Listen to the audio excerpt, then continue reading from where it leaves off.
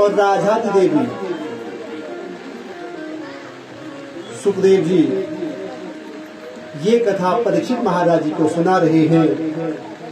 इस प्रकार सातवत्त वंश यदुवंश का वर्णन चला, जिसके अनंतर हे राजा परीक्षित भागवत जो ज्ञान यज्ञ कहलाता है, जिसमें श्रृंगार आदि 9 रस भरे पड़े हैं, भक्ति की जो पराकाष्ठा है, प्रेम का जो आलम्बन है और विविध राक्षसों की मुक्ति करने वाला 10वां स्कंद प्रारंभ होता है। तो श्री कृष्ण महाराज की। महाराजा परीक्षित कहते हैं, कथितो वंश विस्तारो भवता सोम सूर्ययोः राज्ञां च उभयवंशानां चरितं परमाद्भुतम्। हे भगवान, आपने सोम वंश और सूर्य वंश के राजाओं का वंश वर्णन सुना। जिस सूर्य वंश को रघुवंश भगवान राम का वंश कहा जाता है, इसी चंद्रवंश में बलराम जी और भगवान कृष्ण का अवतार हुआ। इस यदुवंश में उत्पन्न होकर के भगवान ने कौन कौन सी लीलाएं की, कहाँ कहाँ रहे और इन्होंने क्या क्या किया। तनय प्रोक्तो भगवान संकर्षणस्त्वया देवत्या गर्भ संबंध कुतो देहांतरम विना। परीक्षित जी कहते हैं, भगवान मैं ये जानना चाहता हूँ कि बलराम जी रोहिणी मैया के भी पुत्र थे और देवकी मैया के भी 7 पुत्र थे। ऐसे कैसे संभव है कि एक पुत्र 2 माताओं का हो और वो भी एक ही जन्म में। महाराज, वो कृष्ण मेरे जन्मदाता हैं और जन्मदाता से बड़ा इस संसार में कौन हो सकता है। मैं जानना चाहता हूँ कि माँ शब्द में बड़ा ममत्व होता है। माँ कहते ही हृदय गदगद हो जाता है। और जिस शब्द में 2 माँ हो, माँ माँ, वो तो पूजनीय होते हैं, आदरणीय होते हैं। जब हमारे घर पर बोला कि माँ मुसलमान कोई कौन नहीं, जब माँ मुसलमान को कौन नहीं, तो फिर भगवान श्री कृष्ण ने उन्हें क्यों मारा। महाराज, मेरे भूख प्यास की बिल्कुल चिंता मत करना।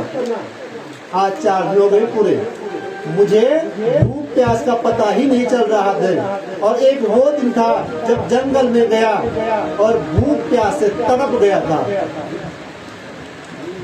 प्रभु भगवान मुकुंद श्री कृष्ण अपने पिता के घर को छोड़ करके ब्रजभूमि में क्यों गए, बाल बालों के साथ कहाँ कहाँ रहे, गोकुल में उन्होंने कितनी लीलाएं की, कौन कौन सी लीलाएं की, द्वारका में कितने वर्षों तक रहे, उनकी कितनी पत्नियां हुई। ऐसे लीला अवतार भगवान श्री कृष्ण की मैं कथा सुनना चाहता हूँ।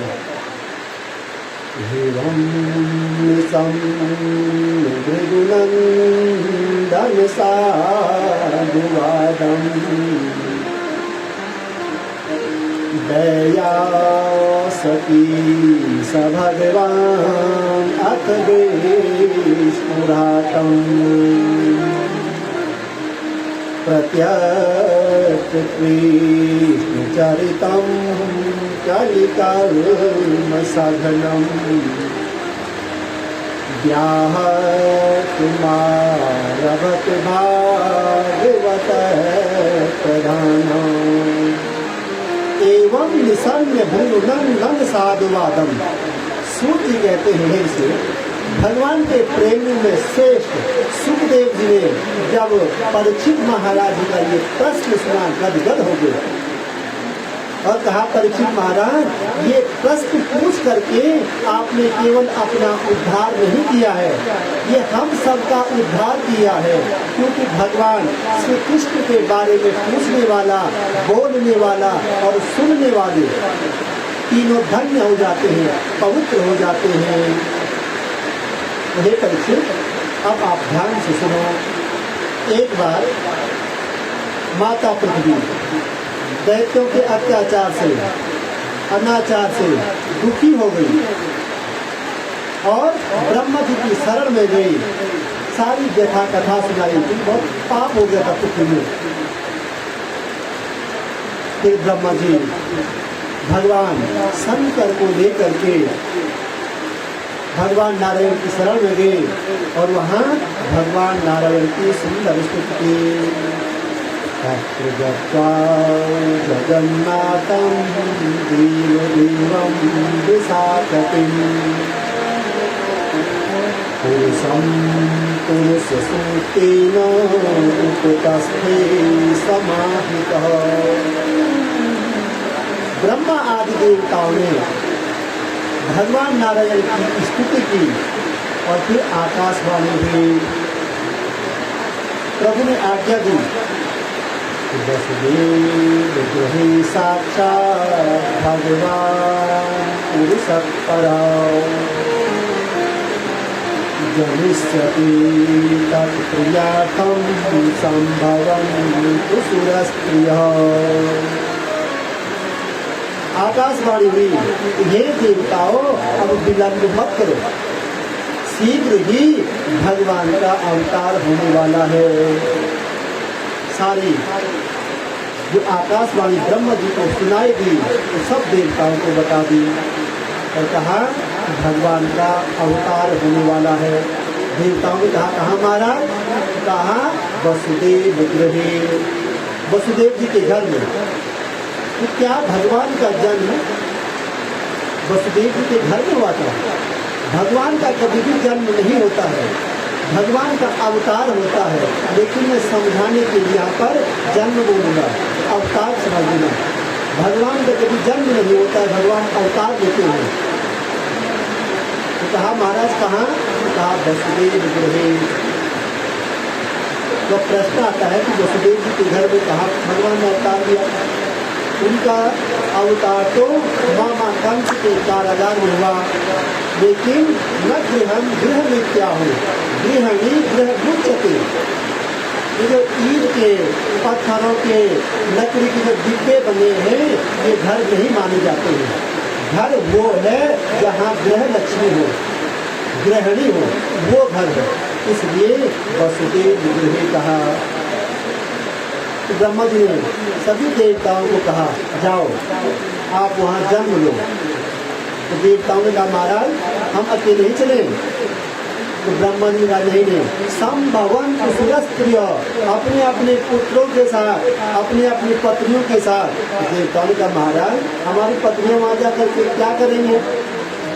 तो ब्रह्मा जी ने कहा, भगवान भी अकेले नहीं आ रहे हैं, भगवान भी अपनी आह्लादनी शक्ति श्री राधा रानी जी के साथ वहाँ आ रहे हैं। आप भी अपनी पत्नियों को लेकर के अपने अपने अंशों से वहाँ जन्म लो। स्वयं प्रकाश स्वरूप शेषनाग भगवान के बड़े भाई बन करके आएंगे। विष्णु माया भगवती यया सम्मोहितं जगत् आदिष्टा प्रभु अंशेन कार्याते संभविष्यति। भगवान विष्णु की जो माया है, जिसे योग माया कहते हैं, उसका भी वहाँ जन्म होगा। हे राजा परीक्षित, इस प्रकार ब्रह्मा जी ने सभी देवताओं को आज्ञा दी और गौ माता को समझा बुझा करके भेज दिया। समय आया, सुरसेन देश के एक राजा थे, उनके वसुदेव आदि 10 पुत्र हुए। उग्रसेन जी मथुरा के एक धर्मज्ञ राजा थे। उनका एक पुत्र था कंस, महादुष्ट। जब तक लड़ाई झगड़ा न करे, किसी को मारे नहीं, तब तक उसका अन्न नहीं पचता था। एक बार उसकी दृष्टि अपने चाचा की पुत्र देवकी पर पड़ी कि मेरी चचेरी बहन अब बड़ी हो गई है, सयानी हो गई है। इसका विवाह कर दो। तो वसुदेव जी के घर गया और वहां रिश्ता पक्का करके आया। बारात आ गई, बारात विदा होने लगी। कंस ने खूब स्वागत बारातियों का किया और बहुत दहेज अपनी बहन को दिया। प्रजावासी गदगद हो गए कि देखो अपनी बहन नहीं है, चचेरी बहन है, फिर भी कितना दहेज दिया, कितनी सजावट की, कितने लोगों को भोजन करवाया। अब कंस ने विचार किया कि आजकल मेरी छवि थोड़ा गड़बड़ हो रही है, लोग मुझे क्रूर समझ रहे हैं, दुष्ट समझ रहे हैं। तो उसने ऐसा नाटक रचाया कि जिससे लोग मुझे दयालु समझे, कृपालु समझे। अपनी बहन के विदाई के समय आंखों से इतने मोटे मोटे आंसू बहाने लगा कि मुझसे अपनी बहन की विदाई देखी नहीं जाती। मैं अपनी बहन का रथ स्वयं अपने हाथों से हाँकूंगा, क्योंकि मुझे बहन को विदा करते हुए बहुत दुख हो रहा है। रथ में बैठा और रथ का जो रस्सी होती वो पकड़ ली, लगाम पकड़ दी घोड़े की। लोग जो प्रजावासी थे गदगद हो गए कंस को देख करके कि हम तो इन्हें बड़ा दुष्ट समझते थे, बड़ा क्रूर समझते थे, बड़ा निर्दयी समझते थे। ये कितने दयालु बेचारे, कितने कृपालु हैं, देखो कैसे आंसू बहा रहे हैं, कितने कोमल हृदय के हैं। अब देवताओं की धड़कन बढ़ गई, हे भगवान ये कितना नाटकी है। इसने 2 मिनट में ही सारी प्रजा पर अपनी छाप छोड़ दी। और देवकी देखो कितने प्रेम से इसके साथ गले लग रही है। और यदि ये देवकी का ऐसा ही कृपा पात्र बना रहा तो देवकी का पुत्र इसे कैसे मारेगा।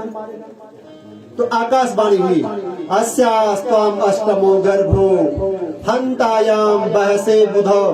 हे दुष्ट कंस, हे अज्ञानी कंस, जिस बहन को इतनी प्रेम से विदा कर रहा है, उसकी प्यार से विदा कर रहा है, उसी के 8वें गर्भ द्वारा तू मारा जाएगा। अब कंस चारों तरफ देखने लगा कि आवाज कहां से आई। आकाशवाणी को सुन करके उसका सारा प्रेम गायब हो गया। देवकी माता की चोटी पकड़ी और रथ से नीचे खींच दी कि आज मैं इसकी गर्दन काटूंगा। अभी रो रहा था और अभी देखो कहां मंगल बाजे बज रहे थे, गाजे बाजे बज रहे थे और कहां गमगीन माहौल हो गया। सब आश्चर्य में पड़ गए कि ये कितना दुष्ट है। उसने तलवार निकाली तो वसुदेव जी ने हाथ पकड़ दिया। वसुदेव जी पति हैं, पति का मतलब है जो अपनी पत्नी की रक्षा हर तरह से करे, इसलिए उसे पति कहा जाता है। वसुदेव जी ने हाथ पकड़ा, मित्र धैर्य से काम लो, देखो आपकी कितनी वाहवाही हो रही है। आप भोज वंश के राजा हो, कुल की कीर्ति बढ़ाने वाले हो, आपकी वीरता का डंका बज रहा है और आप इस प्रकार अपनी बहन को मारोगे। एक तो आपकी बहन, दूसरे में स्त्री और तीसरे में नवविवाहिता, कलंक लग जाएगा। मरना तो एक दिन है ही। अब कंस को और क्रोध आ गया।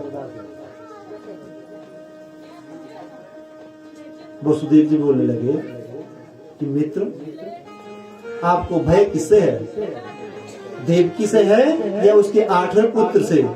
देखो बेचारी कैसे कांप रही है। तो कंस बोला मैं क्या करूं, ये मेरे काल को जन्म देगी। तो वसुदेव जी धैर्य से काम लेते हैं और कहते मित्र आपको देवकी से कोई खतरा नहीं है, खतरा इसके 8वें संतान से है। मैं आपको वचन देता हूं कि मैं इसके एक पुत्र आपको सूतिका ग्रह से श्रीघर लेकर के दूंगा। कंस के दिमाग में ये बात आ गई। कंस समझता है कि वसुदेव जी अपने वचन के पक्के हैं, जो कहते हैं वो करते हैं। अब वसुदेव ने धैर्य से काम लिया 8 पुत्र होंगे कि भी नहीं होंगे, और यदि हो भी गए तब तक कंस जीवित रहेगा कि नहीं रहेगा। तो मृत्यु जब सामने उपस्थित हो तो विवेक से काम लेना चाहिए। समय बीता। अतकाल उपावृत्ते देवकी सर्वदेवता पुत्रान् प्रसूसुवे चाष्टो कन्या चैवानुवत्सरम्। समय बीता। प्रत्येक साल उनके घर में पुत्र जन्म लेने लगे।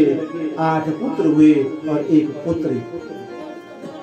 पहला पुत्र वाला नाम रखा कीर्तिमान। उसे सूतिका ग्रह से वसुदेव जी लाते हैं और कंस के पास सौंप देते हैं। कंस गदगद हो गया। मित्र, आप बचन के धनी हो, मुझे खतरा इससे नहीं है, मुझे तो 8वें पुत्र से खतरा है, इसे ले जाओ। तब तक नारद जी आ गए। नारद ने एक फूल दिखाया कमल का। महाराज ये क्या है? कंस बोला महाराज ये कमल का फूल है। तो गिना 8वीं पंखुड़ी कौन सी है? कंस ने गिना 1 2 3 4। महाराज ये 8वीं है। बोले यहाँ से गिना 1 2 3 4 5 8 जाए। ऋषि विनिर्गमे कंसो यदून मत्वा सुरान इति।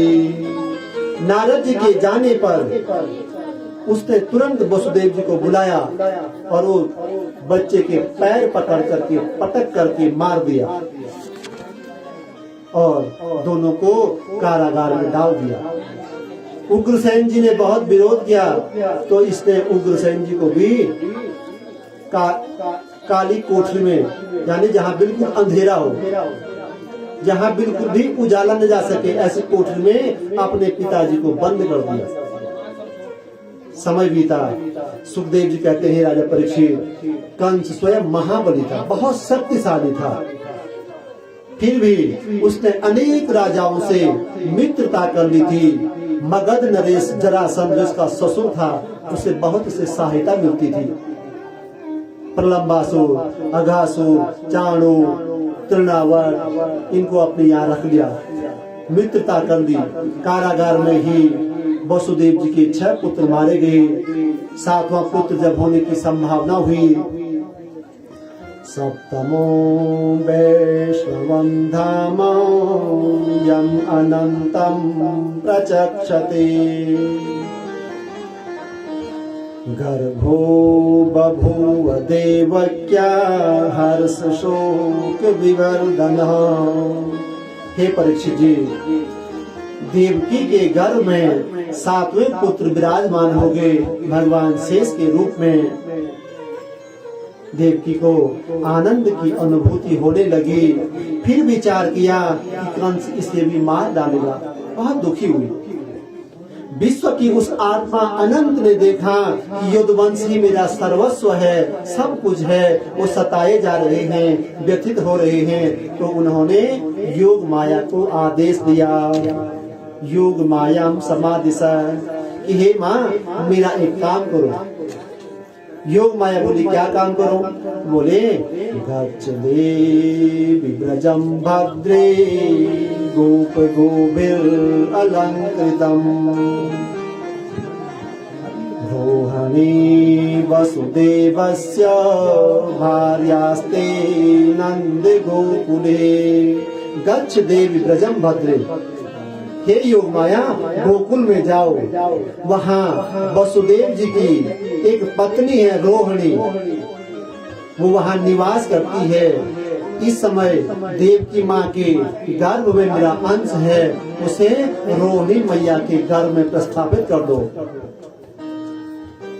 योग माया ने वैसा ही किया जैसे भगवान ने किया, कहा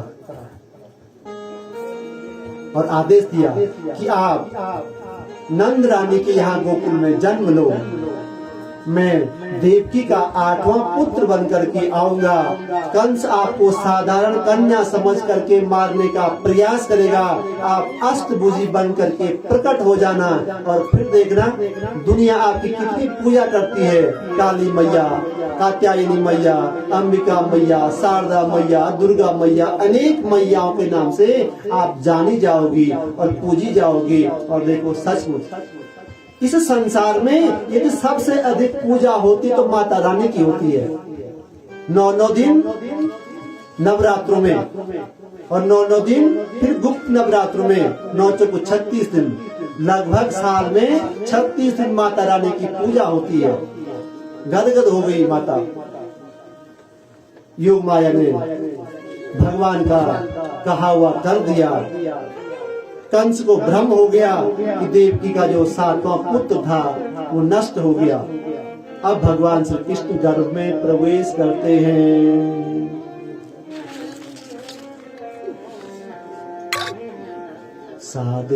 सादेवकी सर्व जगन निवास निवास भूता नितरां नरेजे भोजेन्द्र गेहे निशिखे वरुद्धा सरस्वती ज्ञान खले यथा सती। माता देवकी के गर्भ में भगवान अनंत विराजमान हो गए। कारागार की शोभा बढ़ने लगी, कारागार जगमगाने लगा। कंस मन ही मन में सोचने लगा कि देवकी के मुख पर इतनी चमक क्यों है, देवकी आजकल इतनी सुंदर क्यों दिख रही है। कहीं मेरे प्राणों का ग्राहक विष्णु इसके गर्भ में तो नहीं आ गया। सोचता है किसे मार दूं। मारने के लिए कारागार में जाता है और जैसे ही कारागार में जाता है विचार बदल जाते हैं। नहीं मारना चाहिए, ये स्त्री भी है, मेरी बहन भी है, गर्भवती भी है। फिर घर से जाता है, फिर घर जा करके नहीं खतरा मोल नहीं लेना चाहिए, मार देना चाहिए। फिर कारागार में जाता है, वही विचार। अब ये विचार क्यों बदल रहे हैं? भगवान के सानिध्य में है वो, भगवान के सानिध्य में रहते उसके विचार पवित्र हो जाते हैं। जैसे हम भी भगवान के मंदिर में जाते हैं, भगवान के द्वार में जाते हैं, हमारे विचार भी पवित्र हो जाते हैं। ऐसे ही कंस के विचार बदल गए। अब इधर देवताओं ने देखा तो भगवान ब्रह्मा जी और भगवान भोलेनाथ को आगे करके कारागार में प्रवेश करते हैं। आज सारी प्रकृति प्रभु के स्वागत में सुसज्जित हो रखी है। सभी देवता देव की माता की गर्भ स्तुति करने लगे। आइए हम भी भगवान का स्वागत करें। स्वागतम कृष्ण शरणागतम पाहि। स्वागतो कृष्ण शरणागतो पाहि। स्वागतम कृष्ण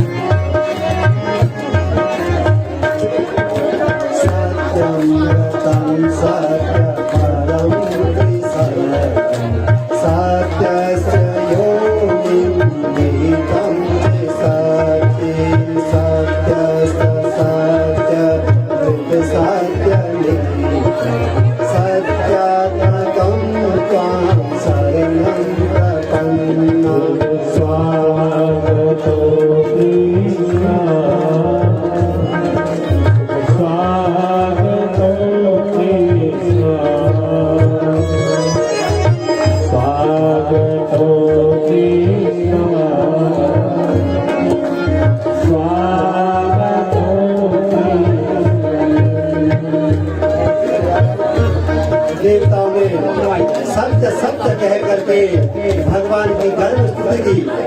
इसलिए सत्य सत्य कहा कि भगवान का जन्म दुष्टों के भगवान के रिश्तेदार है, तो कहीं भगवान का अवतार हो जाए तो कहीं ये उनको मारना बंद कर दे। इसलिए सत्य सत्य कह करके भगवान का स्वागत किया। अंत में माता देवकी के गर्भ की स्तुति की समय आया।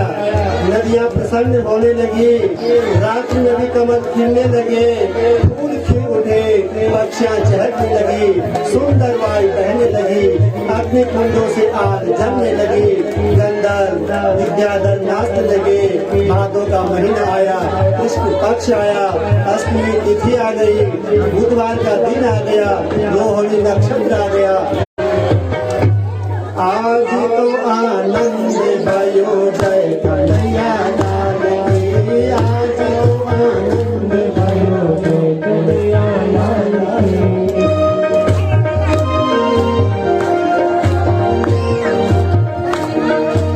नंद के आनंद भयो भयो जय कन्हैया लाल की, जय कन्हैया लाल की।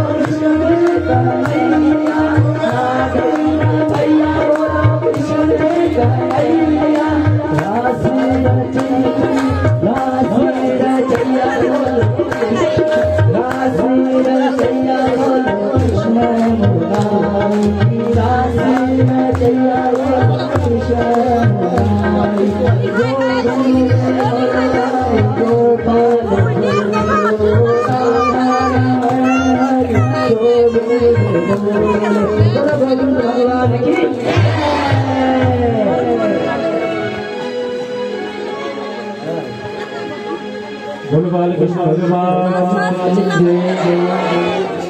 ये आपको हाँ भैया फिर आगे फिर आगे आगे आगे खा लो मम्मा ले लेंगे ओ जन्म लेने का नसेले मथुरा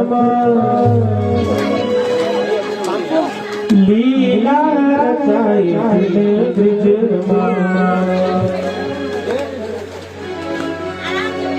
ओ जन्म लेने का नसेले मथुरा लीला रचाई ब्रिज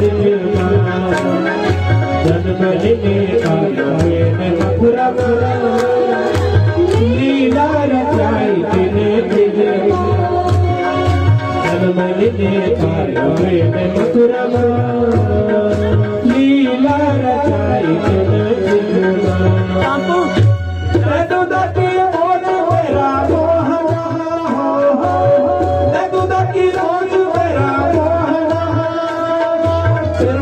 तेरा मोहना तेरा वृंदावन धाम मेरा मोहना जन्म लेने आए मथुरा लीला रचाई ब्रिज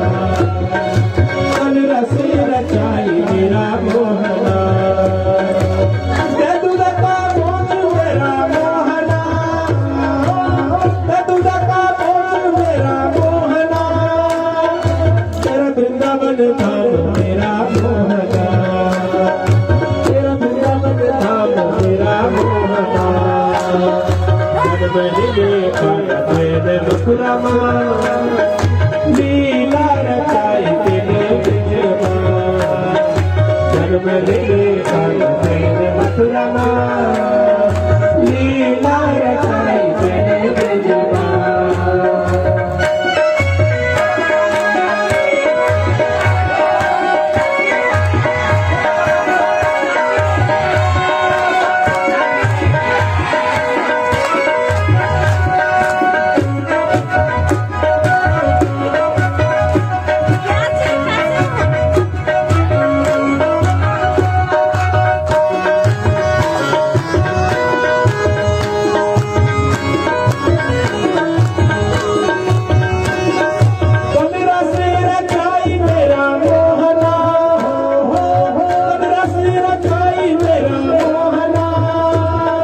वृंदावन धन मेरा मोहना वृंदावन धन मेरा मोहना जन्मदिने पालवेन मथुरा लीला रचाई तेने ब्रजमा जन्मदिने पालवेन मथुरा लीला रचाई तेने ब्रजमा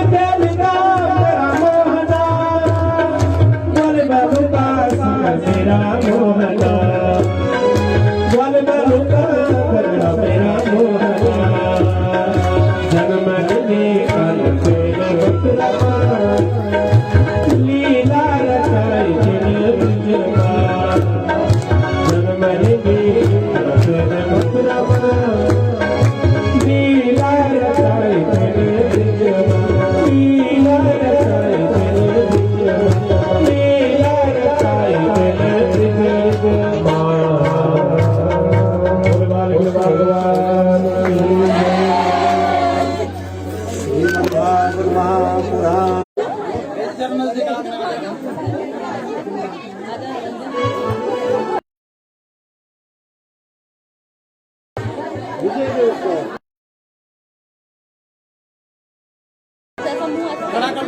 जय जय श्री राधे श्याम।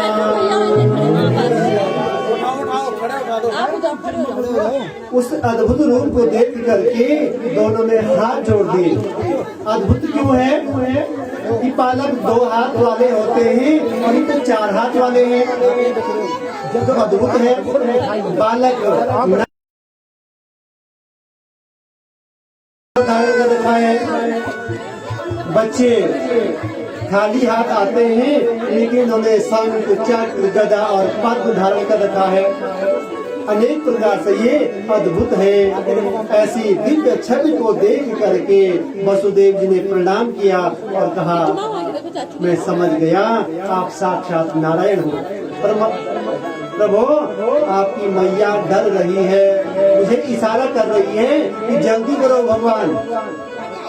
भगवान हंसकर बोले, माँ पिताजी अब मामा जी की चिंता मत करो, अभी मेरे हाथ पर सुदर्शन चक्र है, जो कहना है अभी कह दो। जब मैं बाल रूप में आऊंगा तो मेरा ध्यान रखना। अब देवकी मैया का साहस बढ़ गया, सुंदर स्तुति की। भगवान ने कहा, पिताजी मैंने कई बार आपके घर में जन्म लिया है। भगवान ने कहा, मुझे यहाँ से गोकुल ले चलो, वहाँ मेरी योग माया का जन्म हो रखा है। सब समझा बुझा दिया।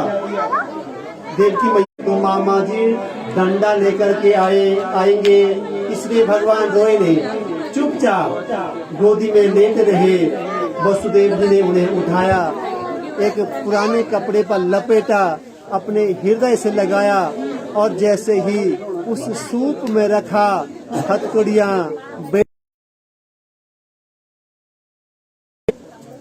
वसुदेव जी उसे अपने सिर पर रख देते हैं। बादलों ने देखा कि हम भी घनश्याम और ये भी घनश्याम, इनका स्वागत करना है, कैसे स्वागत करें, हमारे पास तो कुछ है ही नहीं। फिर ध्यान आया कि भगवान तो कहते हैं पत्रम पुष्पम फलम तोयम यो में भक्त्या प्रयच्छति, कि मुझे कोई भक्ति भाव से चाहे जल की बूंद अर्पित करे, एक फल अर्पित करे, एक पत्ता अर्पित करे, मैं प्रसन्न हो जाता हूँ। मेघों ने सोचा हमारे पास तो जल है, तो जल की फुहारे बरसाने शुरू कर दी। भगवान ने देखा कि छोटा सा बालक है और ये बादल जल बरसा रहे हैं। तुरंत शेष नाग बन करके हजारों फन तान करके भगवान श्री कृष्ण के ऊपर छतरी बना देते हैं। अब यमुना मैया ने देखा कि मेरे प्राण प्रिय पधार रहे हैं, पहली बार आ रहे हैं, तो पाद प्रक्षालन किए बिना जाने नहीं दूंगी। तो यमुना जी उमड़ उमड़ करके वसुदेव जी के गले तक आई। भगवान ने देखा पिताजी डूबे जा रहे हैं और इसे चरण छूने की लगी है, तो अपना चरण नीचे किया और जैसे ही यमुना मैया ने चरण स्पर्श किया भगवान का, क्यों ही वसुदेव जी के घुटनों तक आ गई। बोले यमुना मैया की, श्रीमद् भागवत महापुराण की जय जय। को बताया कि आज मेरे पति आ रहे हैं, देखना तो कैसे हैं। तो सबको बड़ी इच्छा रहती है देखने की, देखे तो कैसा काला है, गोरा है, लंबा है, चौड़ा है। तो यमुना जी की जो सखियां थी वो उमड़ उमड़ के वहाँ आई और यमुना जी में बाढ़ आई और सब यमुना जी को बधाई देने के लिए अपने अपने घर चले गई। और जितनी बाढ़ थी वो वसुदेव जी के घुटनों तक आ गई। बोलो यमुना महारानी की। कंस की सारी व्यवस्था चकनाचूर हो गई। देव जी उसे गोकुल में लेकर के गए, वहाँ योग माया का जन्म हो रखा था कि मुझे ही नींद आई, बाकी तो सब जगे हुए हैं। अब जैसे ही योग माया वहाँ आई तो योग माया जोर जोर से रोने लगी। द्वारपालों की नींद खुली, दौड़ करके कंस को सूचना दी। हड़बड़ाता हुआ बड़बड़ाता हुआ कंस वहाँ आ पहुँचा और जब देव की गोद में लाला की जगह लाली को देखा तो बहुत घबराया कि देवताओं की इसमें भी चाल है, लेकिन मैं छोड़ूंगा किसी को नहीं।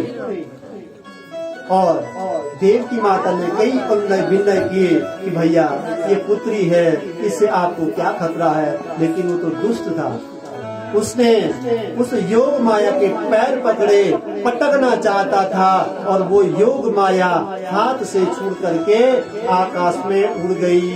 और खड्गम चक्र गदे सुचाप परिगाम शूलम मृत्युंडी शिरा शंखम संधतिं करेस्ति नयनाम सर्वांग भूषावृतां लीलास्यां द्युतिपादशकां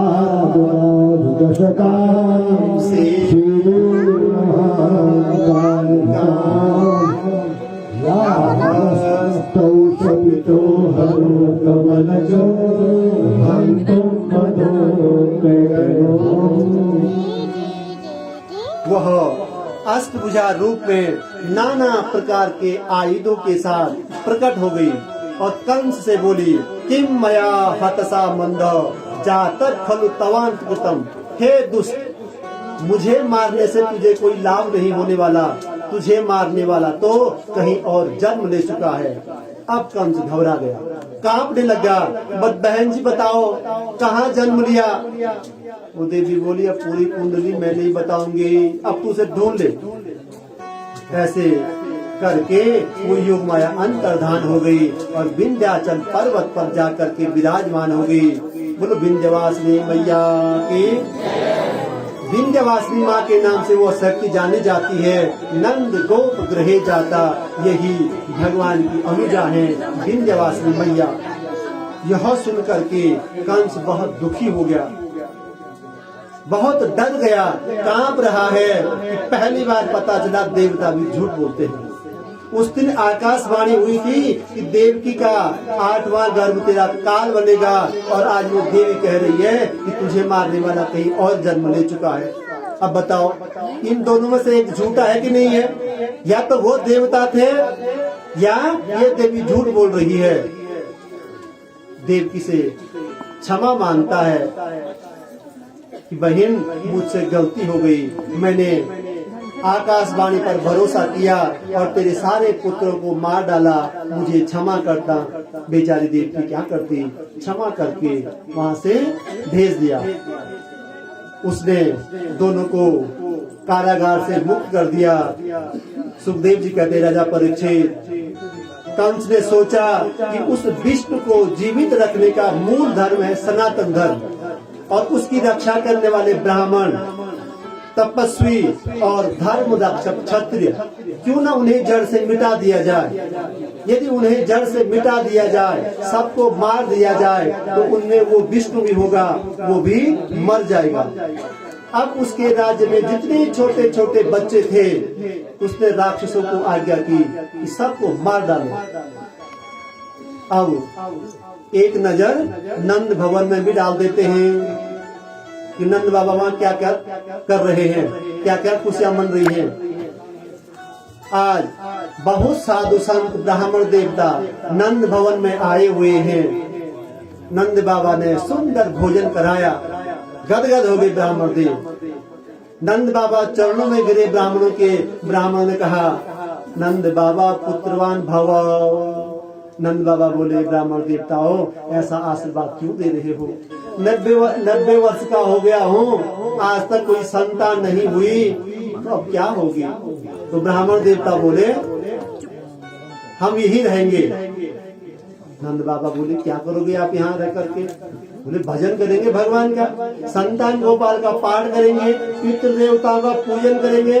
देखता है छोरा कैसे नहीं होता है, बस आप भोजन कराते जाओ और हम पूजा पाठ करते जाएंगे। नंद बाबा ने कहा, हे ब्राह्मण देवताओं, आपके आशीर्वाद से, भगवान के आशीर्वाद से घर में कोई कमी नहीं है। 9 लाख गायें हैं, प्रेम से पाओ। अब नंद बाबा ने भंडारा खोल दिया, सुंदर सुंदर स्वादिष्ट स्वादिष्ट भोजन बनाने शुरू कर दिए। सारे गांव वाले भी वहीं आ रहे हैं और मजे मार रहे हैं। कोई पनीर खा रहा है, कोई दाल खा रहा है, कोई हलवा खा रहा है, कोई खीर खा रहा है। ब्राह्मणों ने अनुष्ठान शुरू कर दिया। कुछ समय बाद ब्राह्मणों का आशीर्वाद फलीभूत हो गया। यशोदा मैया को परम लाभ प्राप्त हो गया। और जो ये खबर नंद बाबा को पता चली, तो नंद बाबा के खुशी का पारावार नहीं रहा। सबको ये खबर दी गई, सबने नए नए वस्त्र सिलवाने शुरू कर दिए, नए नए आभूषण बनवाना शुरू कर दिए, तैयारियों पर लग गए। नंद बाबा भी अपनी बहन सुनंदा को बुलाने के लिए उसके ससुराल में गए। सुनंदा बहन, अब तू बुआ बनने वाली है। सुनंदा बहन भी गदगद हो गई। पर आज क्या, सब खराटे मार करके सो रहे हैं। किसी को पता ही नहीं कि कौन आ रहा है और कौन जा रहा है।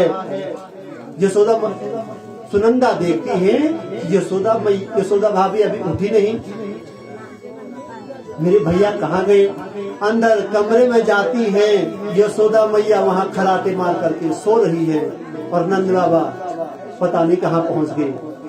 जैसे ही अंदर गई, देखा एक नन्हा सा नील कमल वहाँ पर लेटा हुआ है। चिल्लाई, हो गया हो गया। ग्वाल बाल तो सब कान लगाए खड़े थे, कब खुशी मिले। बोले, क्या हुआ क्या हुआ? सुनंदा बोली, कुछ नहीं हुआ। बोले, क्यों चिल्ला रही है ऐसे पागलों की तरह? बोले, पहले ही बताओ मेरे भैया कहाँ हैं? बोले, वो देखो माला जप रहे हैं। वहाँ गए सुनंदा बहन और कहा, भैया आप यहाँ बैठे हो, और वहाँ गजब हो गया। नंद बाबा बेचारे पहले ही डरे थे। बोले, बहन क्या हुआ? बोले, पहले अपनी तिजोरी की चाबी दे दो। तो नंद बाबा ने तिजोरी की चाबी दे दी और कहा कि बहन जो चाहिए वो लिया, वो निकाल दे बधाई के नाम पर अब बता क्या हुआ? सुनंदा बहन नंद बाबा के कान पर अपना मुंह ले जाती है और कहती है, नंद बाबा मैं बुआ बन गई हूँ। नंद बाबा की नंद बाबा का खुशी का पारा वार दे रहा, ऐसे उछले जैसे 15 साल का लड़का हो। गदगद हो गए, नाचने लगे, अपना बुढ़ापा भूल गए। ग्वाल वालों को पता चला, सब दौड़े दौड़े आए कि अब खुशियाँ कैसे मनेंगी। नंद बाबा ने कहा, पहले ब्राह्मण देवताओं को बुलाओ। ब्राह्मण देवताओं को सूचना दी गई। ब्राह्मण देवता भी अपनी धोती पकड़ के दौड़ रहे हैं नंद भवन की तरफ। सब गदगद हैं। अब सबसे पहले यमुना जी में गए, वहाँ सबने स्नान किया। आज नंद बाबा ने भी यमुना मैया में जा करके 108 डुबकियां लगाई और ग्वाल वालों ने नंद बाबा को ऐसा सजा दिया कि जैसे आज नंद बाबा का विवाह हो रहा हो। गदगद हो गए सारे। ग्वाल वाल चिढ़ा रहे हैं कि बाबा आज तो ऐसे लग रहे हो जैसे आज आपका विवाह हो रहा हो, दूल्हे की तरह लग रहे हो। बेचारे नंद बाबा शर्मा रहे हैं। वो श्री कृष्ण महाराज की। ब्राह्मण देवताओं ने स्वस्ति वाचन शुरू कर दिया।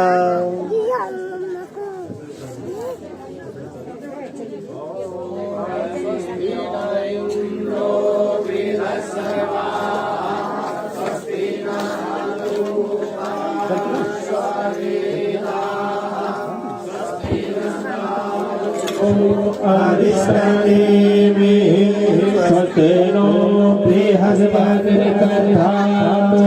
ॐ भयः सोपयो दिव्यं तारिच्चे स्वस्तिः प्रदिशः सन्तु मह्यं।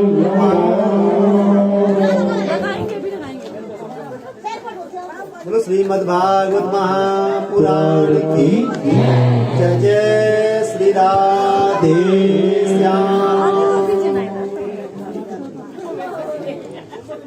आज की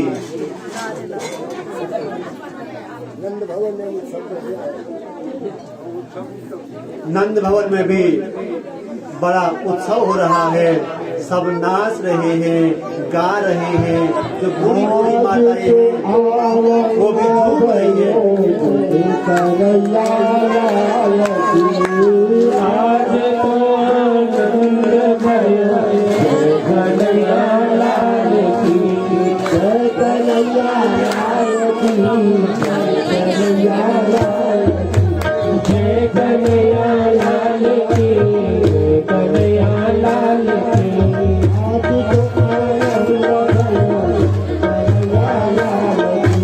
आज तो नंद भयो जय कन्हैया लाल की।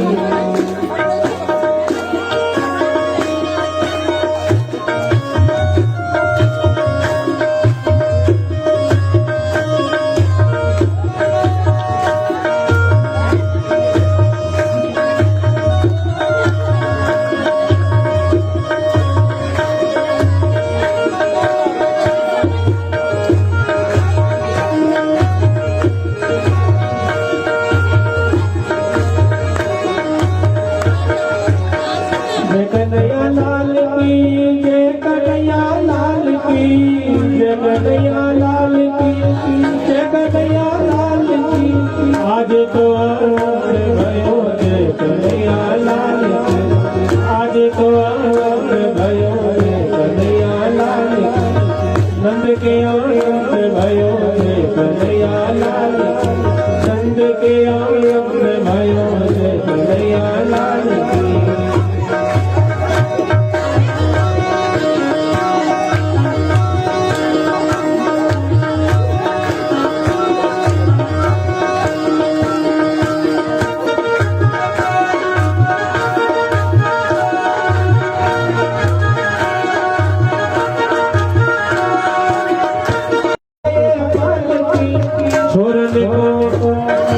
छोरन को हाथी घोड़ा मोटन को पालकी, छोरन को हाथ घोड़ा को पाँव नंद के आनंद भयो रे कन्हैया लाल की नंद के आनंद भयो रे कन्हैया लाल की जय कन्हैया लाल की जय दाऊद यार की जय कन्हैया लाल की जय दाऊद यार की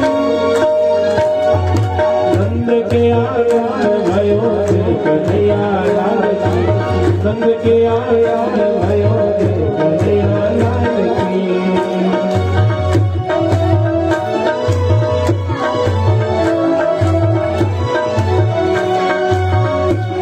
हरि गोकुल में जब का भैया देना जगमली तो द्वारिका करना गोकुल में जब का भैया देना जगमली तो द्वारिका करना जगमली तो द्वारिका करना जगमली तो द्वारिका करना जगमली तो पाओ घर गोकुल में जब का भैया देना जगमली तो द्वारिका करना गोकुल में जब का भैया देना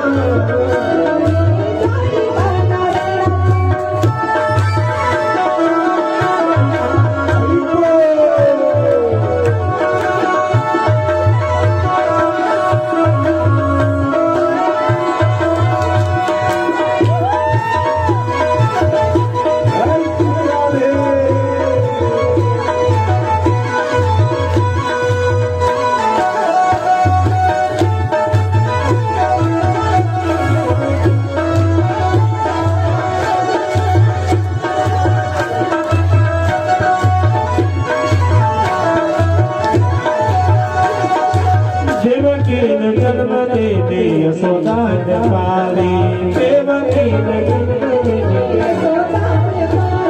ओ देवकी ने जन्म देते यशोदा ने पाला देवकी ने जन्म देते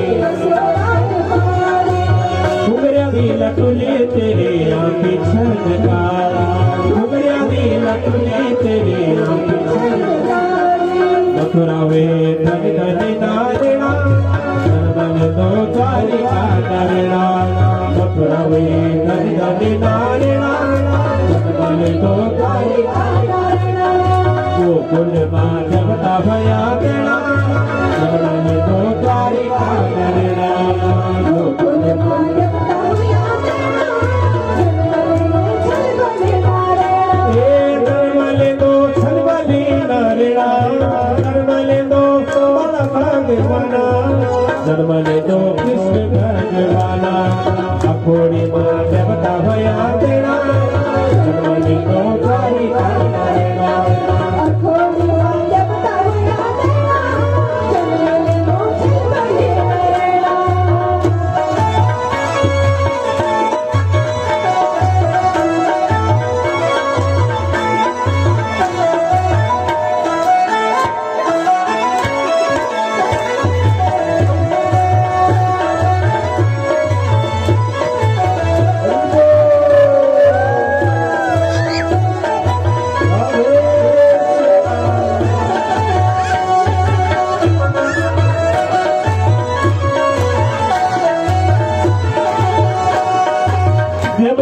बिखुले देवता बिखुले मर सोना छंद आज देवता बिखुले मर सोना छंद आज भूल गए सभी आगे पड़ी लागी भूल गए सभी आगे पड़ी मधुरा गोकुल का माता सेना मन मन को द्वारिका करना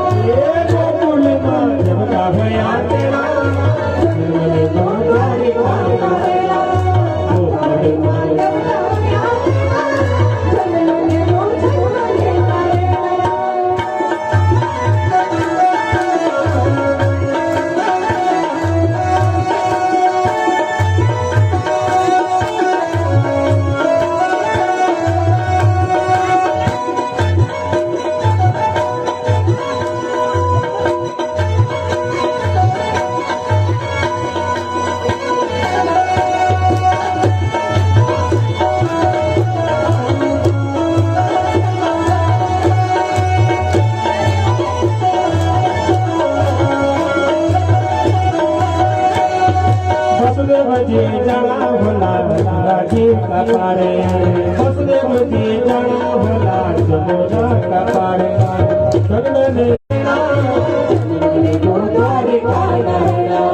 गोकुल में जगता होया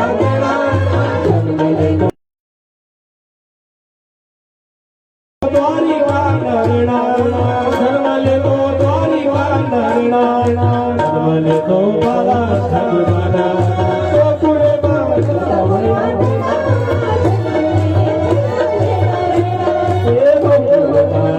होया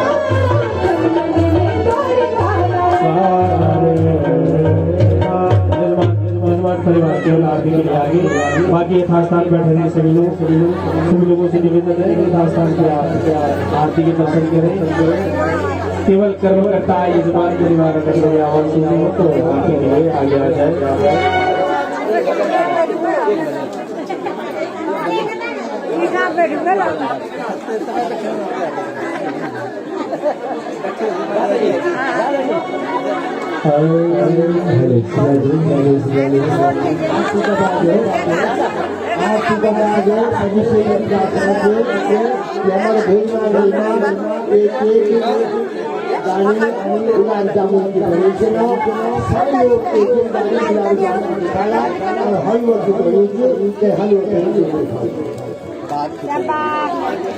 ओम जलामरते नमो नमः सकल पूजनार्थी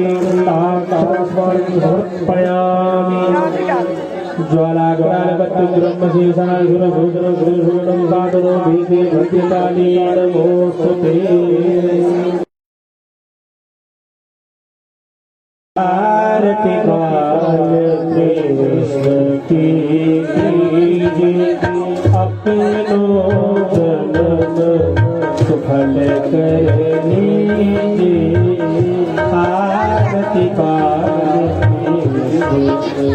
कीजिए अपनों जन्म सुफल कर लीजिए श्री यशोदा परम दुलारो श्री यशोदा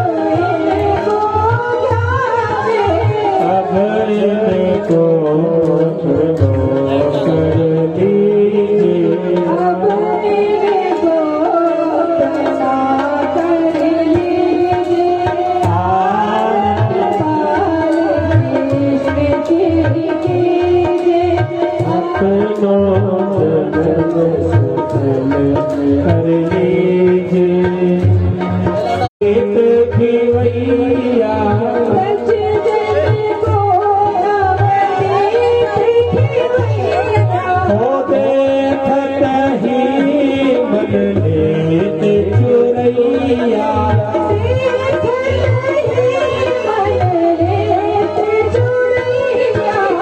अपनो सर सर भुजगेंद्र हार राव सर्वदम हृदयार भवानी सहित त्वमेव माता पिता त्वमेव देवो सदा त्वमेव महिमानो सुपुत्रपूर्वे साध्याः हन्ति देवाः ओम राजाय प्रयसाय नमो ब्रह्म श्रवणाय गुरुमय समेकाय कामदाय गुरुमय गुरुमय सर्वम धातु मे राज श्रवणायो महाराजाय नमो सर्वतच्च सूरितं सर्वतोम को विश्वतोम बाहुरतं संस्वातो संभाव्यं तत्र ध्यावा धर्मजनं देवैका एकदन्ताय विद्महे वक्रतुण्डाय धीमहि तन्नो दन्ते प्रचोदयात् ओम नारायणाय विद्महे वासुदेवाय धीमहि तन्नो प्रचोदयात् ओम कात्यायनी विद्महे कन्याकुमारी धीमहि तन्नो भगवती दुर्गे प्रचोदयात् ओम महालक्ष्मी सविद्महे विष्णुपत्नी धीमहि तन्नो गंगा लक्ष्मी प्रचोदयात् ओम तत्पुरुषाय विद्महे महादेवाय धीमहि तन्नो रुद्र प्रचोदयात् ओम तत्पुरुषाय विद्महे यशोदानंदनाय धीमहि तन्नो श्री कृष्ण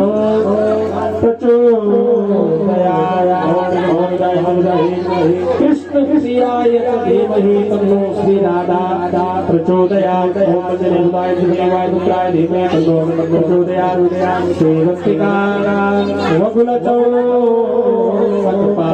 सत्पालाजी पुन्नाग जाति करवीर रसास्मे श्री वक्रवाल कमशील कमशीले में त्वां पूजयामि जगदीश्वर में प्रसीदा त्वां अर्पयामि भुवनेश्वरी में प्रसीदा नानाहुं नमस्मामि कालो भवन्तु पुष्पाञ्जलया दिव्य भव्य मंत्रयोर मंत्रपुष्पाञ्जलिं समर्पयामि श्रीकान्तिहोत्तमाय नमः जय जय मंगलांजलि समर्पयामि बोलो भागवत भगवान की व्यास भगवान की जयकारा से लोग बोलेंगे सत्य सनातन धर्म की स्वरूपी भगवान की मंगल हरिलाल की राधा रानी सरकार की देवैया की अमरा महाराज की उत्तराखंड धाम की केदार भगवान की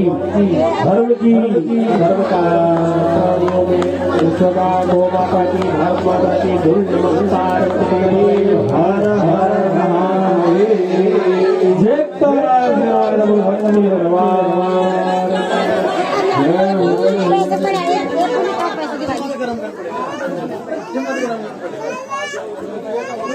टोकरी में डाल दो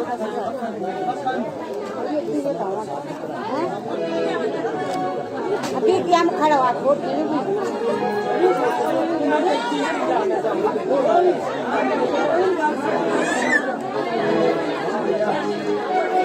इधर देखो सामने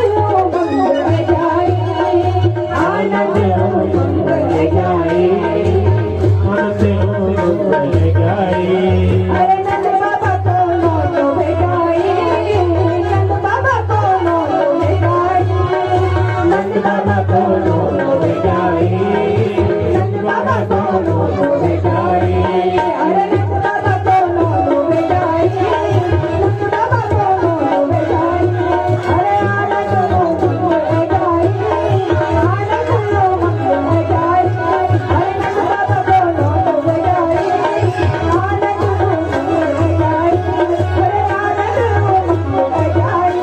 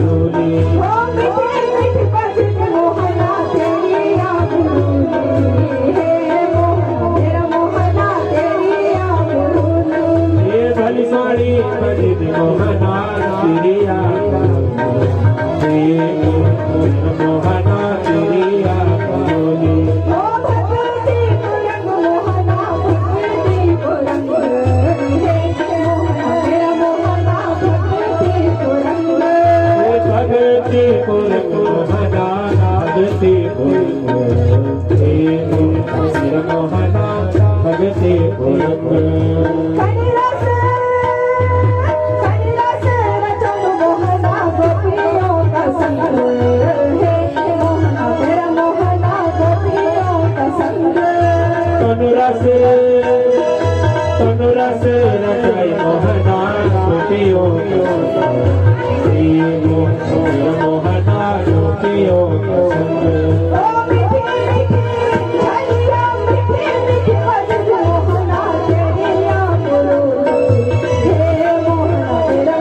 कृष्ण भगवान मीठी मीठी बजदी मोहना तेरे या मुरली हे मोहना मेरा मोहना तेरे या मुरली